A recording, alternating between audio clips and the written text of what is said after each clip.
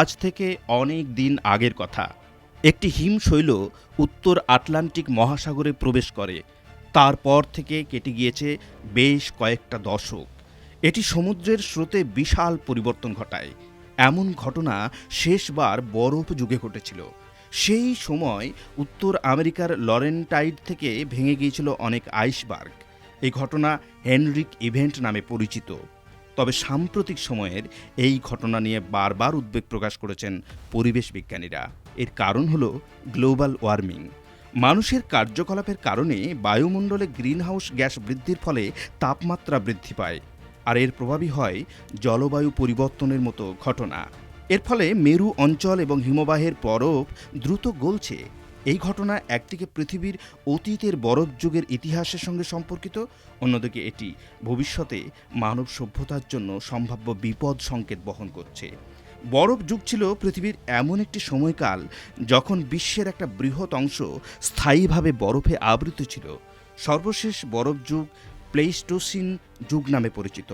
প্রায় 2.58 মিলিয়ন বছর আগে শুরু হয় এবং প্রায় 11,700 বছর আগে শেষ হয়।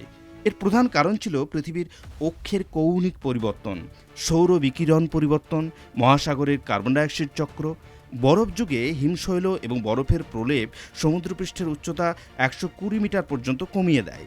এর ফলে গড়ে ওঠে নতুন ভূমি অঞ্চল এবং জীববৈচিত্র্যের নতুন বন্টন।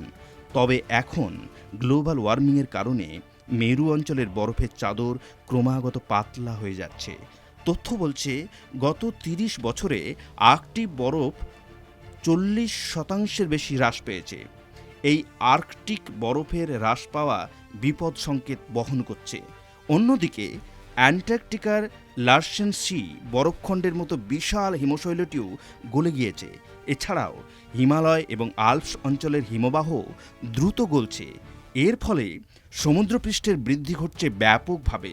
পরিসংখ্যান বলছে হিমশৈল গলনের ফলে সমুদ্রপৃষ্ঠের উচ্চতা 1901 থেকে 2018 সাল পর্যন্ত 20 সেন্টিমিটার বেড়েছে।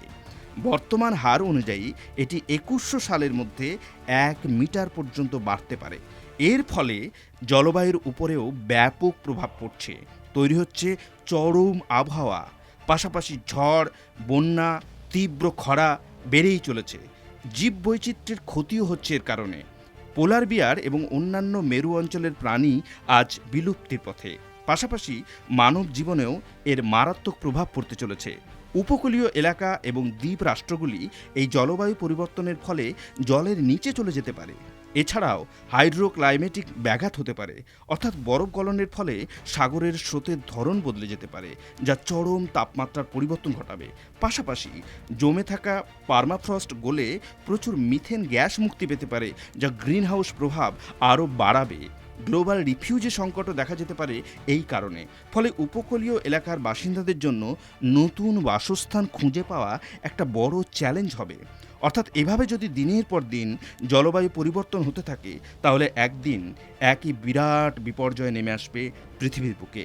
হয়তো এর ফলে ধ্বংসের পথে এগিয়ে যাবে মানব সভ্যতা। তাই আমাদের সকলের পরিবেশকে বাঁচানোর অঙ্গীকার নেওয়া উচিত।